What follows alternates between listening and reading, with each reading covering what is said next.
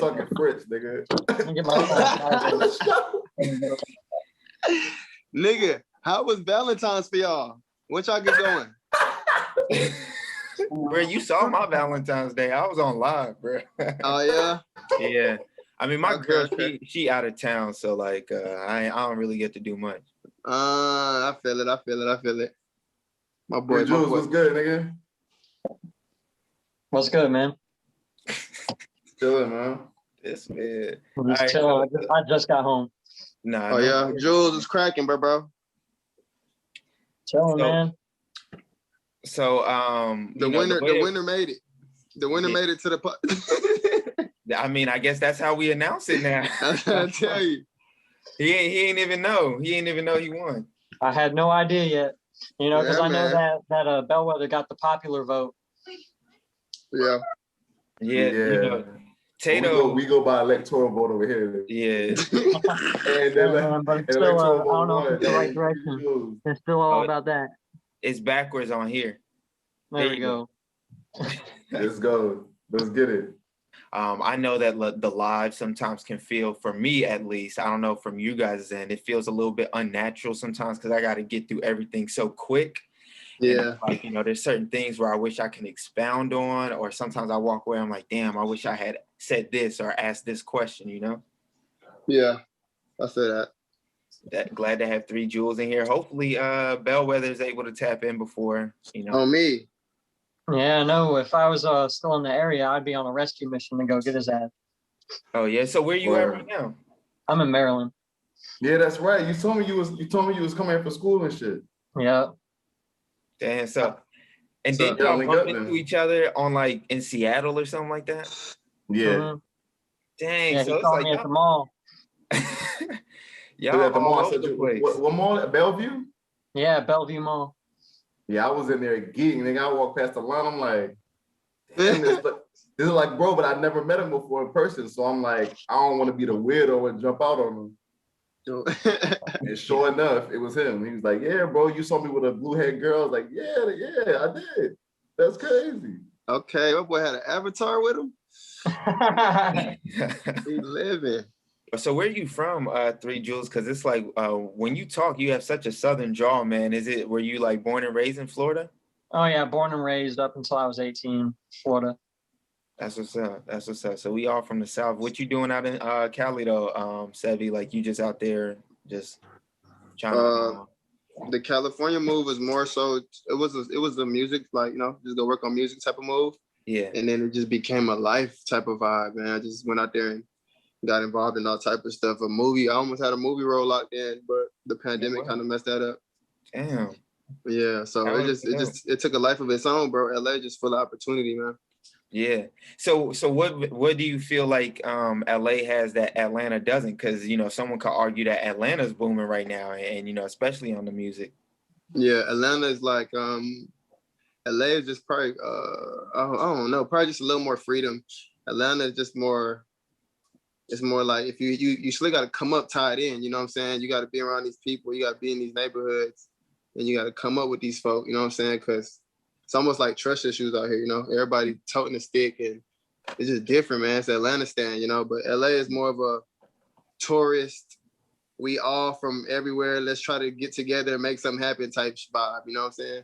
Right. But the A is more like we got to be brought up together, like we family, like, you know what I'm saying? We don't let new niggas in type shit. So if you don't got nothing to offer in Atlanta, you're not gonna really make it. Most Atlanta artists are from Atlanta, you know what I'm saying? Most LA artists are kind of like a mixture of from wherever, for real. Mm. You know what I'm saying? They like our shit more than they like their own shit for out there in LA. Yeah. You know what I'm saying? I know Tato, like you kind of had some experience with that too, right? In terms of what you mean? Like you talking about like just the scene in Atlanta and like how you felt like it was kind of a difficult scene, even though it feels. Yeah, if you're not from Atlanta, like he said, like it's kind of cliquish. You know, everybody grew up with each other. Everybody went to the same high school. Everybody went to the same university. Everybody played on the same team. Everybody fucked with the same girl. So it's just like that makes it 10 times small. And it's like if you wasn't already down, then it's gonna be hard for you unless you get that intro. You know what I'm saying? Yeah. It's almost like you getting the intro from you know, the chick's friend that you want to holler at. You know what I mean? Like, yeah. make it a little bit easier. You don't got to put too much work in because she already kind of spruced it up for you. You know what I mean? And so the way to make it in Atlanta, first you gotta get in with the females, and then they put you on or something. Like, they make Atlanta so much smaller, nigga. No cap. Oh, that's how you get a record deal. You just gotta swipe the right funny. It's funny because that's low key. That's low key real talk. If you have a banger in Atlanta, you take that shit to the strip club and it's rocking in there. Them bitches rocking with it. It's up, bro. Like no rap cap. It's up. You know what I'm saying? Your life has changed. All it takes is one good night at the strip club and they can get rolling. But you gotta get them girls twerking. So it do got a lot. The girls, the women hold influence all over the world anyway. You know what I'm saying?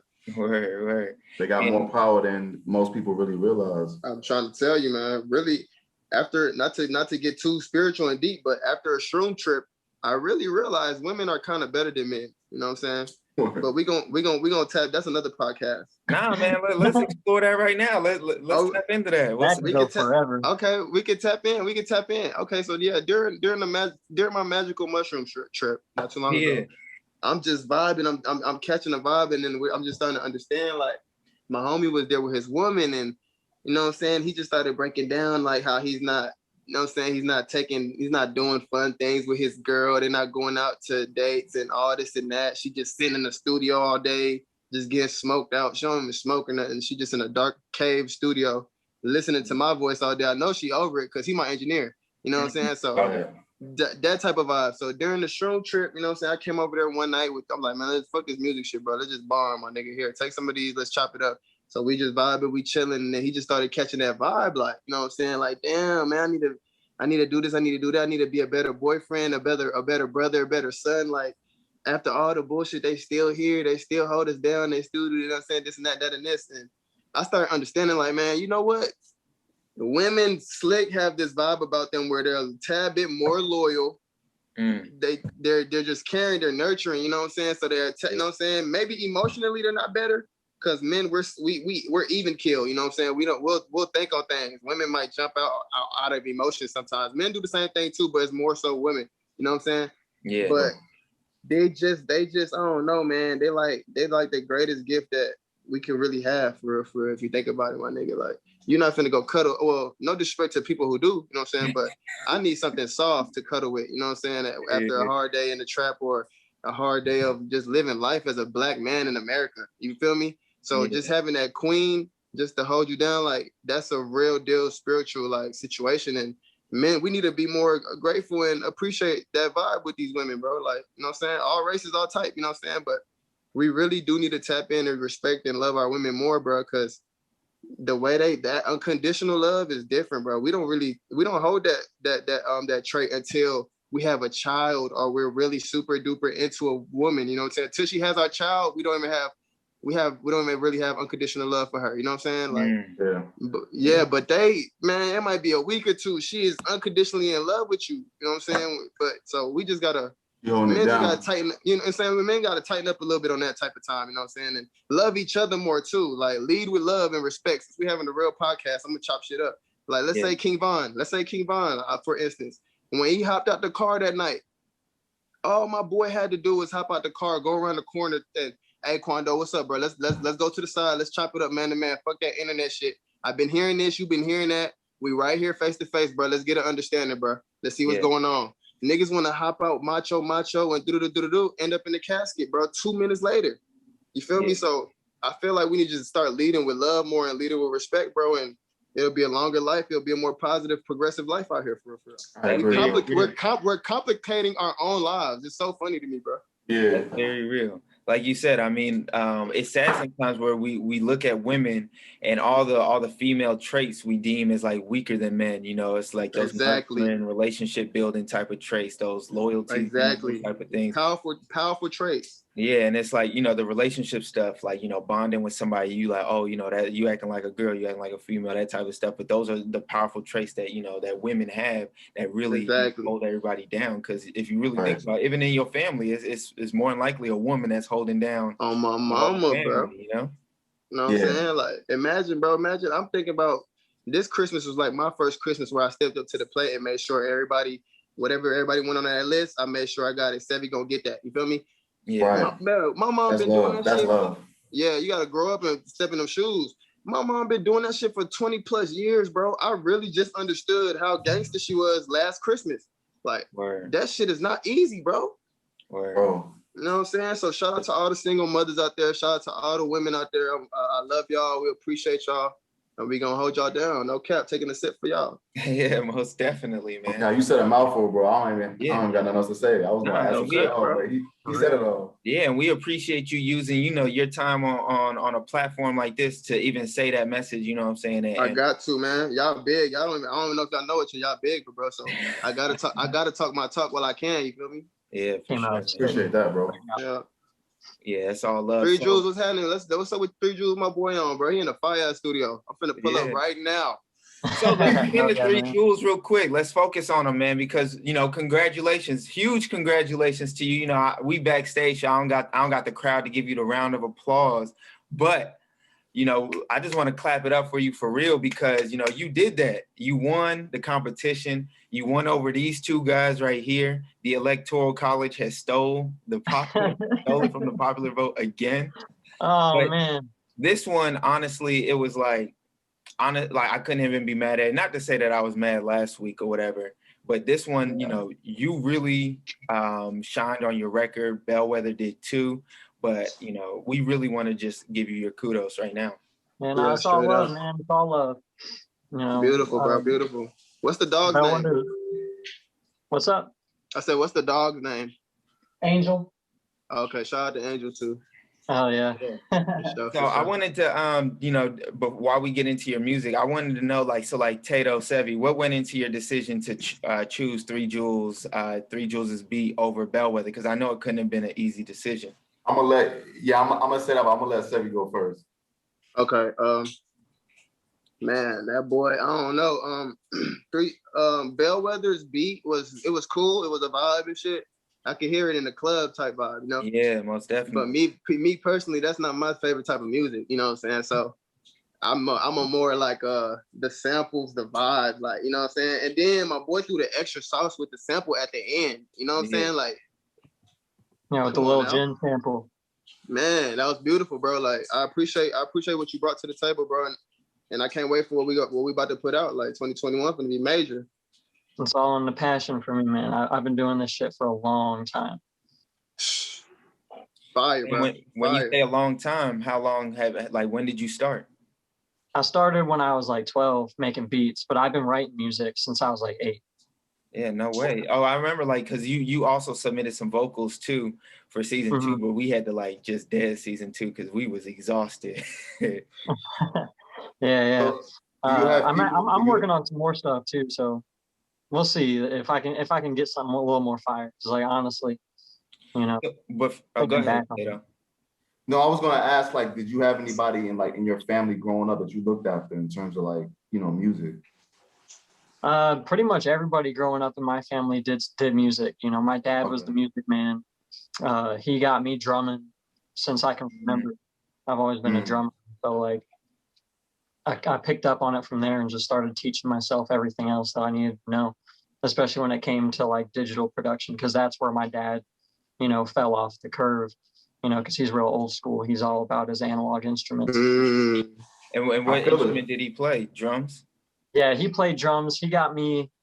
I like the drums, so I just I picked up on the drums too. But my older brother picked up bass guitar, and he's been on that since I can remember as well. And he plays a lot of indie music and stuff like that. And when it comes to your actual production though, did you ever feel or did you ever learn how to play the piano, or is it strictly just your knowledge from playing drums that gets you producing music? Pretty much. I did a lot of self-learning on the piano, but I never took lessons or anything like that. It's all just stuff that I picked up from trying to work on the digital production. Just from playing drums, I started caring about music in general, and I just wanted to figure out how to play everything. I did marching band in high school, and I never even learned how to read sheet music. Not one time. That boy put a... Man, that boy, Three Juelz put a Nick Cannon, bro. You stole my joke from me, bro. I was just about to say it. Yeah, man. I never learned how to read sheet music ever. Bruh, It's, you just, fine. it's always just in the ear. Hey, you know what's so crazy about that? That movie was about Dallas Austin, if y'all didn't know, Drumline. Yeah. The producer, Dallas Austin. So, Three Juelz, you fall in the line of a lot of classic people, bro. So, fuck the sheet music, man. Do you? Yeah. That's solid No right cap. there, bro. No cap. No cap. That's what's up, man. I think. Go ahead. I was gonna say I met the producer of Drumline when I was in middle school because I was in the Drumline in my middle school, and my dad was the manager of that Drumline. Oh, no way. And he was hanging out at Eckerd College, and we came through with the Drumline and played for him. Damn, that's crazy, bro. Yeah. That's a dope run-in, man. On me. That was crazy. I barely remember it now, but I just thinking back on it, that was crazy that my dad was off like that. Like, yeah. where do you even know this dude? Like, exactly. That's mad random. No, hey, Pops was putting in that work though. Hey, that's what it was for sure. That grind. Yeah. Always. And while we're still talking about your inspirations, are there any inspirations that come from Juelz Santana for you? Because the way that you spell Juelz. No, man, it was just the name came from the meaning first, and then I just switched up. G-W-E-L-S. Yeah. So, J-U-L-E-Z. And that was it. Three Juelz. So again, just let us know what your name means on this platform, because I know you said it back on our previous live. But... Yeah, so Three Juelz is just representative of the triple gem of Buddhism, which is the Buddha, the Dharma, and the Sangha. So like the Buddha is the teacher, the Dharma is the thoughts and all that stuff, and then the Sangha is like how you receive it and all that. Solid. So and would you say like you're a Buddhist then? Like is that like one of like your primary spiritual belief? I wouldn't say that, but it's definitely one of my favorite things that I've studied because I spent a lot of time in the library when I was in high school, and my favorite section was just the philosophy section, and I'd just go through there and grab books and check them out, even if it was just reading the synopsis on the back or whatever have it, and everything that caught my attention was always like the Eastern stuff. That's That's dope. That's hard. And then do you feel like any of that informs like some of your creative decisions when you're producing? Definitely, just because it just keeps me from trying to chase like that popular vibe. I'm just trying to do me and rock people that are rocking with my style, and just trying to keep it that and not let the ego take over. For sure. And not to say, not to down Bellwether and his production. Definitely not, dude. He makes fire. And we all said it was fire, but that goes, what I was trying to say is that, what you just said goes hand in hand with like kind of how you won too, is because you said, instead of going the popular route, with the popular styles, you just stuck to what you very like true. And that was something that Sevie identified with, obviously. And that's what won over the judges. And I wish Bellwether was like on here right now, because him and I were talking about that. We were having a conversation about that yesterday, and we've had conversations about it several times before. And he writes the popular style on purpose. That's what he's going for. He's looking for them commercial hits. Okay, I feel that. Y'all work on music together? Absolutely, all the time. Yeah, he told me he's gonna send a couple collab beats, so I'm waiting on those for sure.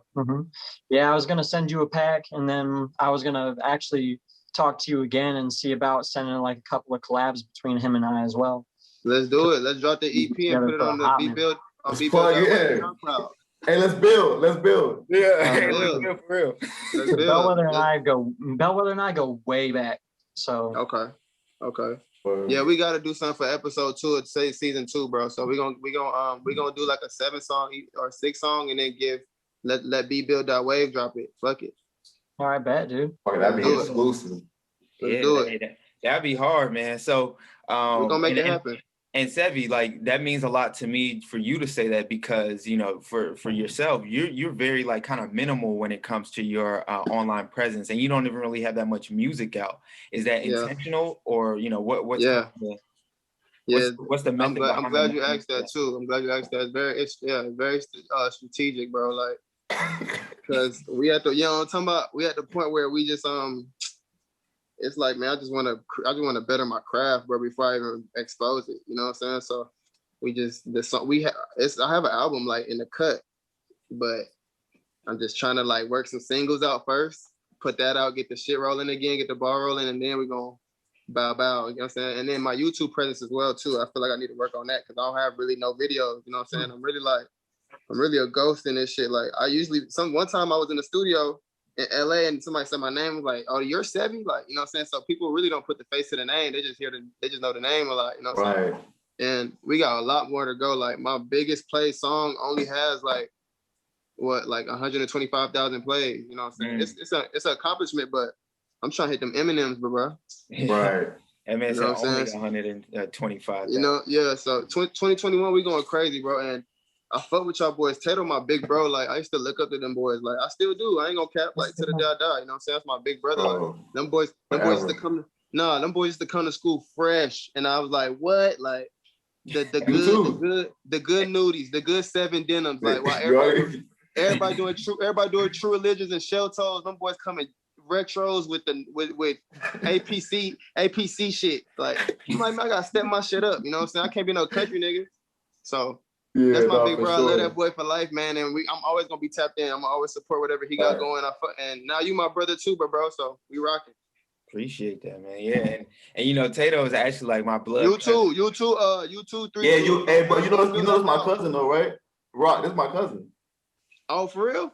Yeah, it's like blood cousin. Oh, okay. Y'all got that. Man, your family, man, y'all niggas is some cool ass niggas, bro. Oh my God, bro. Yeah. He met your pops yet? He know your pops? Yeah, bro. It's like we grew up together, like. But man, like Tato uncles, they like the coolest niggas on earth. And they stay down. Like I ain't grow up with no dad. Them niggas stay down and handle business. So you gotta respect shit like that, bro. You know what I'm saying? I tip my hat to real niggas, bro. Bro, they've been doing this shit for like 10 plus years. Man, they raising some real ones, man. Shout out to Yarnell too, man. Shout out my little bro Yarnell. He tapped in yesterday too. I fuck with bro. Yeah. So, man. Yeah, it's a family affair, bro. It's a family affair, brother. Yeah, man. And like we said on the podcast with Jason Steele, it's all about building laterally before you build up. You know what I'm saying? It's like connecting with people that are right next to you. Don't ignore, you know what I'm saying, like Three Juelz or Sevie, because you know somebody will probably look at y'all and be like, oh, they social media presence ain't there. I ain't even gonna mess with them. But there's true talent right here. You know what I mean? That's real facts. That's real facts. K-Rob been making music for years, bro. I didn't see him fuck around, freestyle. We in the basement, we in somebody's kitchen. Like I didn't see him recording all kind of environments, bro. Every time, bro, he, you know what I mean, he stood out. He stood out amongst everybody else, and it was, bro. Rock, I literally woke up, bro. You know there was mad niggas that wanted to rap back then, so it's like, I could easily be like, I know, K-Rob really. I didn't even want to do it. I literally woke up like a couple weeks ago. I woke up. And I looked myself in the mirror and I was like, bro, I'm an artist, bro. Fuck all the extra shit. Cause I really just live life and have fun. Like when I was in LA, I was having the most fun just living. Like, so my life doesn't consist of being a rapper. My life consists of just understanding my purpose and enjoying the journey. You feel me? Right. That's how the music, man. Yeah. So the music is like, it's a plus, like, because this is how I get to give somebody in Japan a hug when they need a hug. You know what I'm saying? Even though I'm in Atlanta. You feel me? So I'm just trying to tap in on the type of music that they can feel type shit now. Like something that I can feel too. Cause it's easy to get in the booth and rhyme words. Dr. Seuss did that shit and sold books. You feel me? So I'm trying to got real facts, bro. I'm trying to I want people to feel this shit like how they felt Michael Jackson. If I'm gonna do it, might as well. Like, you know what I'm saying? Exactly. And then don't worry about the check when the check comes. Like I ain't too pressed, bro. And while we're talking about your music too, you know, there's a line that I feel like gets overlooked on Melrose, right? Where you say, "Give me 6 feet or I'ma swing these elbows." Right? You dropped this song in 2020. Did you predict the pandemic was gonna come, bro? Because that was right on the dot, talking about 6 feet. That's like the social distancing anthem right there. Bro, that's so funny, bro. I fuck with bro, dog. I fuck with you, dog. We're like twins. We think alike. I think the same. I don't know, bro. I need to ask the same question you asked. Where Sevie at so I can ask him, nigga? Because that shit just worked out, bro. I don't get it, bro. Give me 6 feet of slanty elbow. You know what I'm saying? Right at the beginning of the hook, man. I was not thinking of the pandemic, bro. I was just living my life. I was really like, bro, just give me 6 feet. You know what I was thinking about? I was thinking about like being at the bank. Like, I don't want nobody over my head trying to see my pen and that shit. So 6 feet, big dog. Let me goddamn take this money out the ATM so I can let you do you. I won't even think about no pandemic, bro. I'm thinking about being at the bank. Hey, worked out, man. That's hilarious. So I know you guys were kind of talking about like your beginnings, but like really talk to us about, you know, how did you start making the music? Because you said you looked yourself in the mirror and it's like, wow, I'm an artist now. But what was that first initial decision? Like, yo, I'm gonna really do this. Man, back in the day, I don't know. I think it was Pharrell, bro. Pharrell changed my life, bro. Cause Pharrell Williams, cause I was really like on some other shit. I was on some in the streets. You feel me? And you know, I started gangbanging at 16 early, you know, so like I don't know, man. One day I'm chilling in the cut. I knew my lifestyle wasn't what it was gonna be. Like, it's not gonna last, and ain't no career in gangbanging. So I'm watching MTV. Here come Pharrell fronting, nigga wearing pink. I'm like, and he got bitches. I'm like, oh my God, this is it. This is it, bro. Like, I can wear pink and get bitches too. Like, you know what I'm saying? So I fell in love with everything Pharrell made, from the Madonna records, Britney Spears, NSYNC, to the clips, to his own shit, to Jay-Z. I'm tapped in now. Like, I know all that shit. I know all the Neptune shit. I know all the Star Trek shit. Khalees, like, so it just hit, that world just took me over, bro. And that's really what got me on some musical shit. You know what I'm saying? Then here comes Kanye. So now I can wear my pink polos with my collar up. I can really get fly. You can wear the Minnie Mouse puffer with the collar up. You know what I'm saying? I ain't gonna look like no nerd. I can do me. You know what I'm saying? Because I'm French. I'm French already, bro.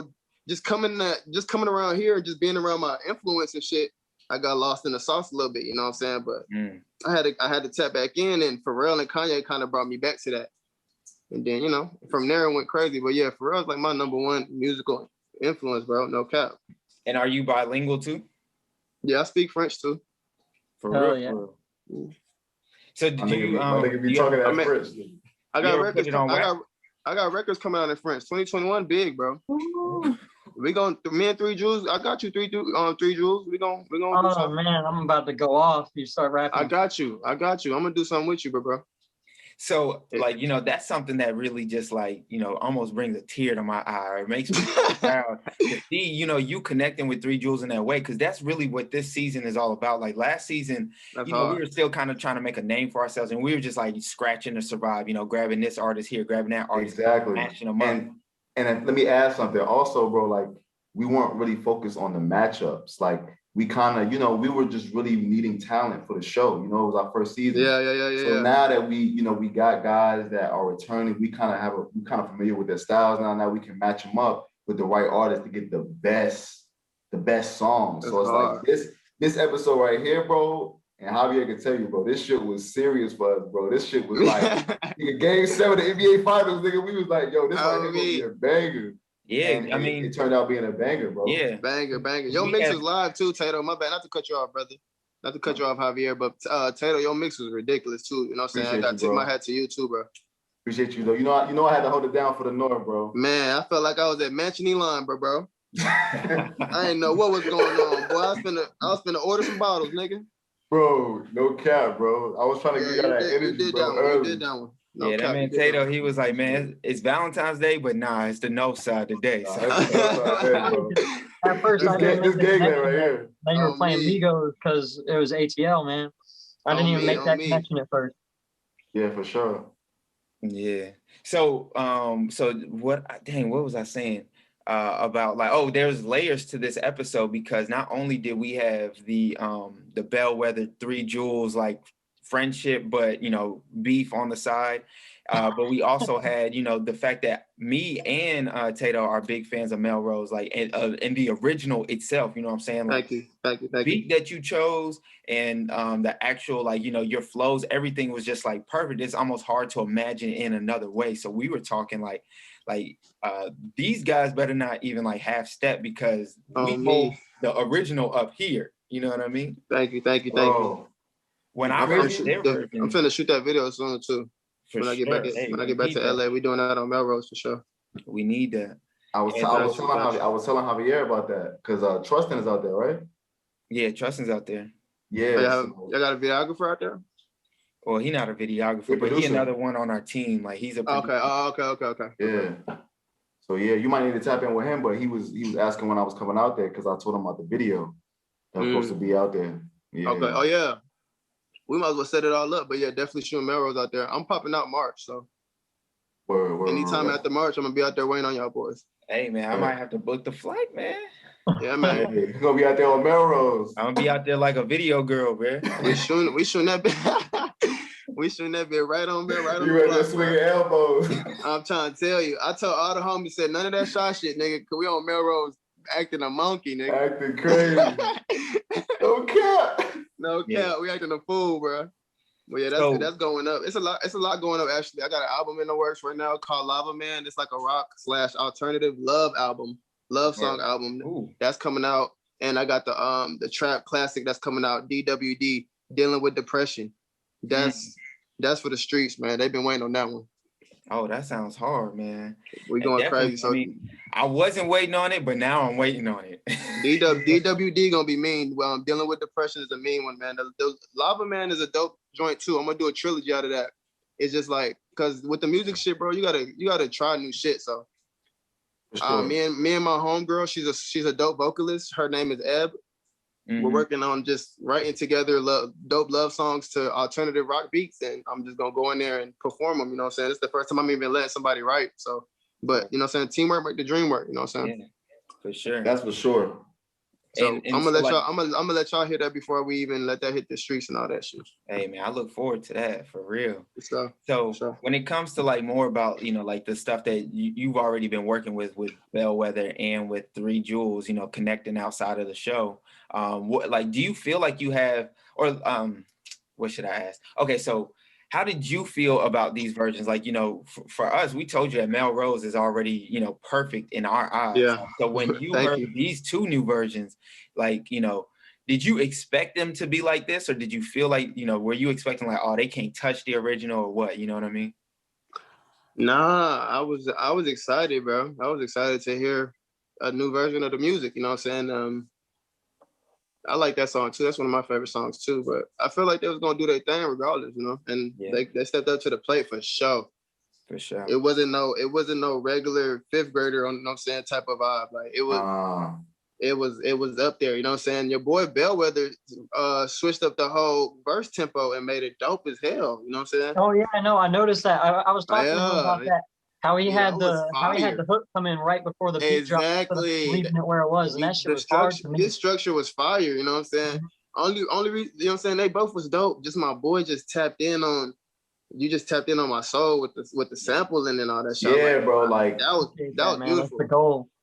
I like to listen to like late night drive music. Yeah, like, and that's what he made. And I was like, oh man, I gotta go. And then the sample at the end just.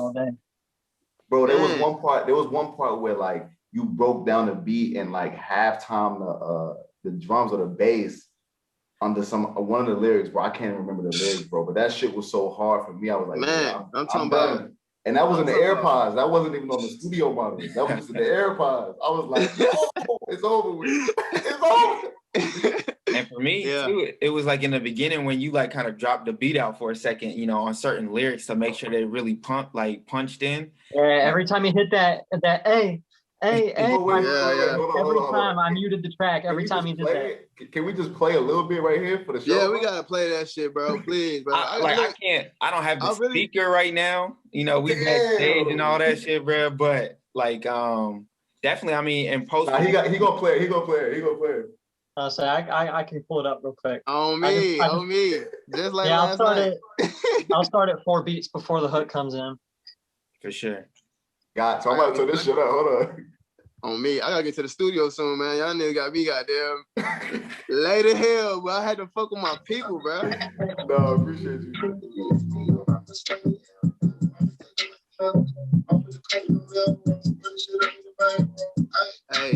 Hey, run the shit out of the bank, bro. I can they go where they can't go.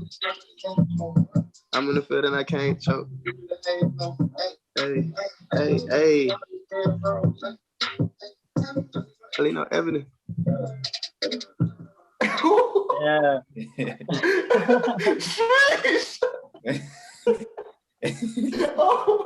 Bro, that snare and that kick. That shit crazy. Yeah, that's that DJ Smokey snare. I love that. Man. Bro, I ain't gonna lie. I'm playing that first. Next show, bro. Yeah. Next episode, bro, we going crazy. Bro. Let's go. Let's get it. And that'll probably be the first time you actually worked a Beatbuild song into your mix too. Bro, no cap. This will be the very first one. That's hard. That's crazy. And that means a lot because I've been trying to get on a DJ Running Online set for like a year, man. Hey, yo, okay, say less. I'll play everybody's shit out. Fuck it. We going up. It's 2021. Nigga. Let's go. So you mix your stuff too? Yeah, I'm not professionally, obviously, just to the best of my capabilities. I've been getting better at mixing my stuff. Yeah, because that's a whole different beast right there. Mm-hmm. I'm still brand new to mixing. Like I'm just getting into that, and I've been making beats since on 2011. Sevie's headed to the stoop. Oh dang, man! We said we was gonna tap right back in, and this man just. Yeah, all right, I'm going to the. He said he had to be there at 9. So he's like I'm doing 80 right now, bro. I'm coming from with that right now to the city. I'm like, yeah, all right, I feel you. Oh shit. Damn. All right, so we just gonna really just end it off with a couple more questions for you then, Three Juelz, because we really appreciate you coming on, man. And I wanted to ask you too about No Safety. Oh yeah. So how did No Safety come about? We already know that you and Bellwether are affiliated with each other, but how did No Safety come about? So No Safety, that we just got that name like a couple weeks ago, maybe not even. For the longest time, our group chat was called Bro, What Are We Called? For like almost a year. And it started out, it was Ian and I and our buddy Twist, and we just started picking up more talent as we went, slowly but surely, and now we got 7 people and so like the contributions just starting to slowly pick up. Damn, seven producers. I thought it was literally just like the 3 of y'all, where it was you, the Twist, and then Bellwether. Yeah, we're integrating some people still because the main producers are definitely Bellwether and Twist. Especially when it comes to pushing numbers on the loops. I'm definitely one of the weakest links when it comes to sending out like a large volume of loops. And then we got Big B, Junkman.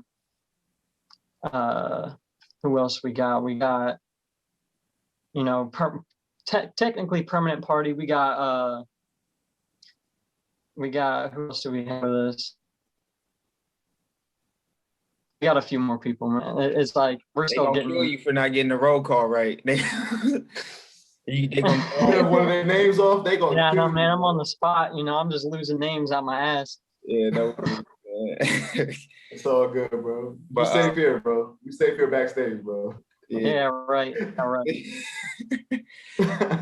So what, like, because I don't know the ins and outs of what a producer group is all about. So like, what is the benefit of being in a producer group, and what do you guys do to help each other out?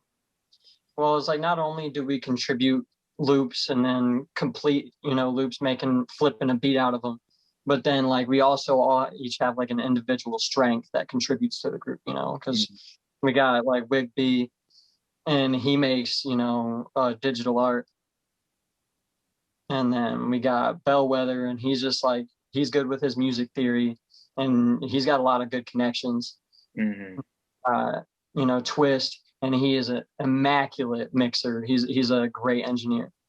And then like I'm a photographer and I contribute content and stuff like that. So it's our own thing that we do.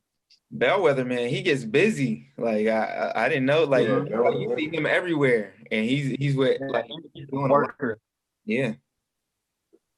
Would you say that he's like the point guard for No Safety?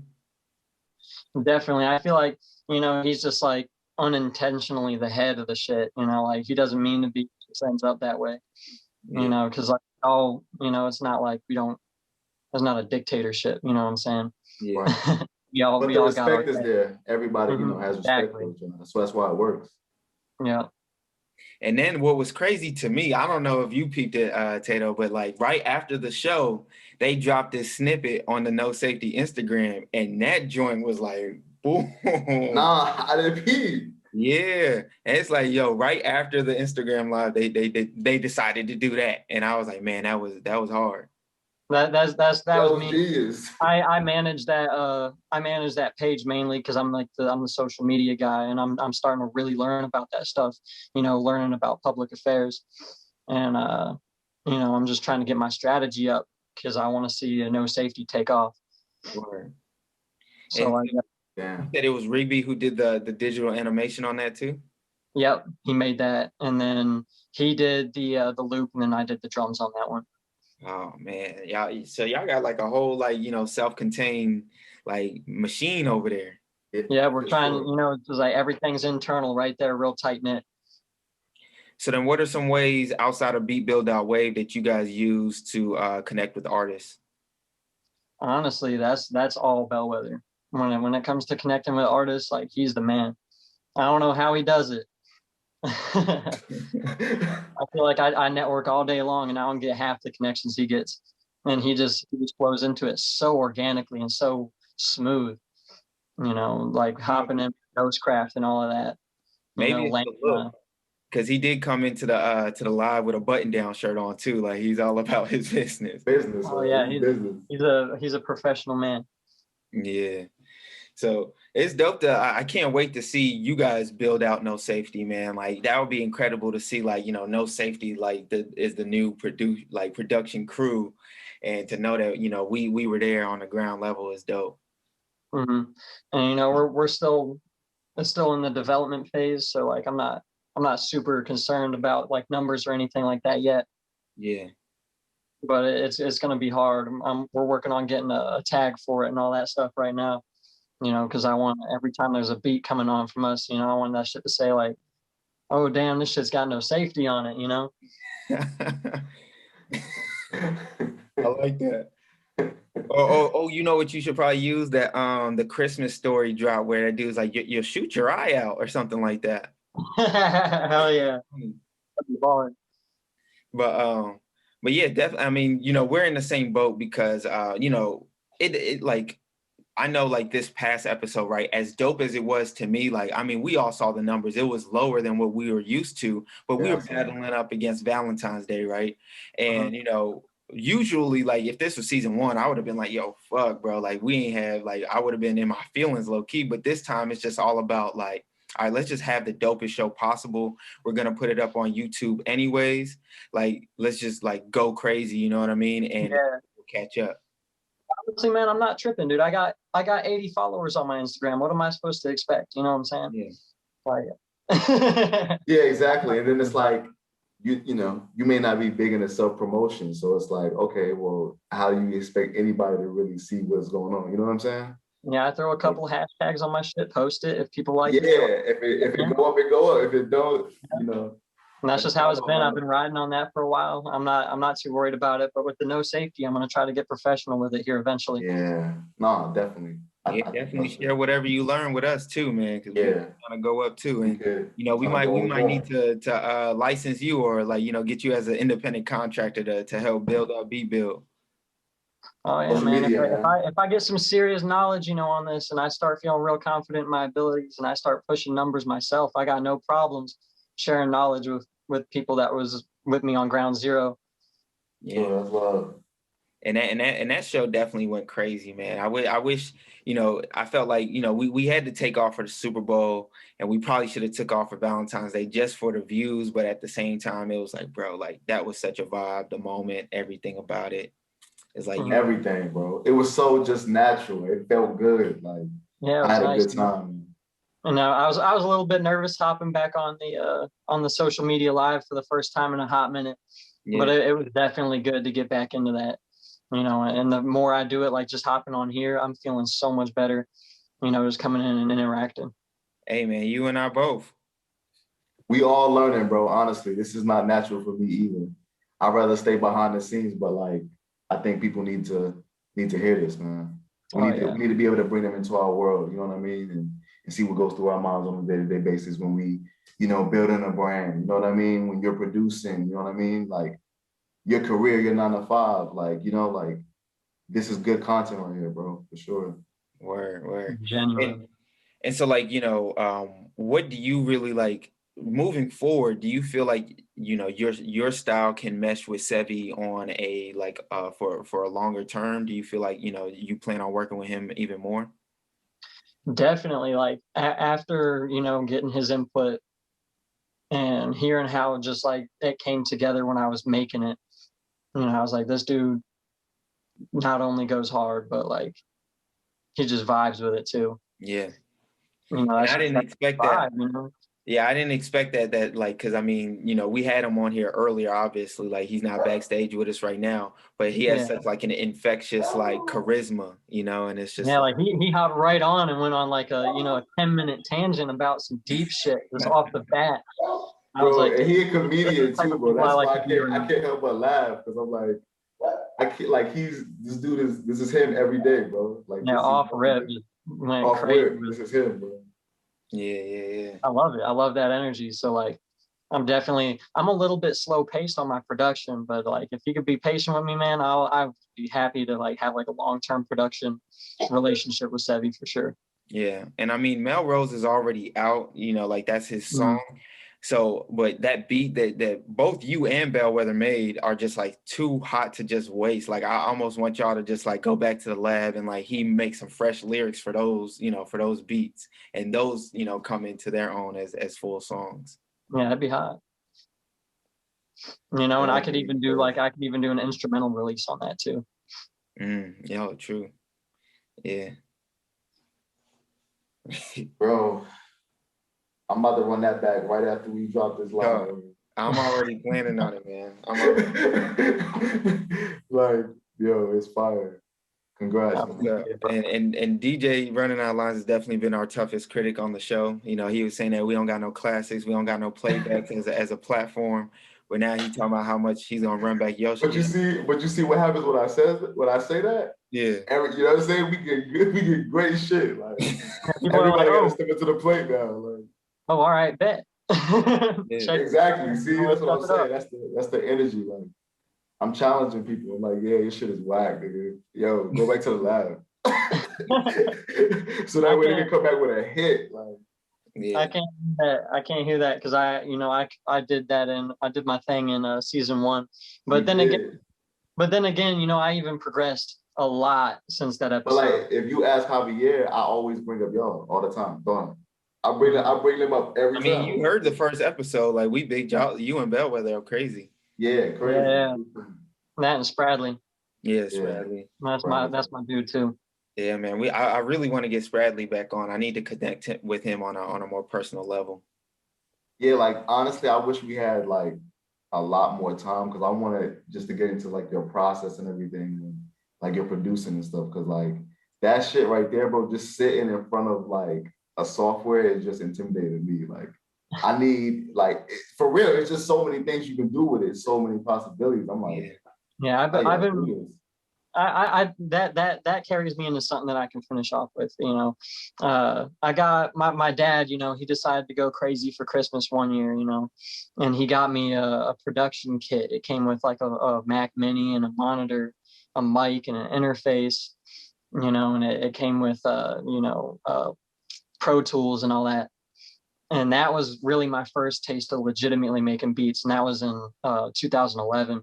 But I had been making stuff on this cheap program called Tabit for a long time before that. And the process that I do is probably unique to anything that anybody does, just because I never watched a tutorial video. That's why my process has been so slow. It's taken me over a decade to get to the production level that I'm at now, and I feel like that's really subpar. But it's only because I self-taught everything, so it's like my process is completely unique. Wow. You might have to get like a little video tutorial on that, like the Three Juelz process. That's what I'm saying. A quick 3 to 5 minute video, man. Just really, really unorthodox. Like some producers will look at that and scoff, like, the fuck is this idiot doing? You know, but then they hear the final product and you're like, oh, this shit's actually kind of hot. And you know, like, there's more than one good way to do something, even if it looks kind of stupid. Right. Exactly. You just got to experiment with, like, you pretty much just hit every button just to see what it'll do. Like, yo, okay, what if I turn this up, how's it gonna sound? If I turn it, you know what I mean? Like, oh yeah, that's the best way to learn, though. That's the best way to learn. Trial and error. Trial and error, bro. All day.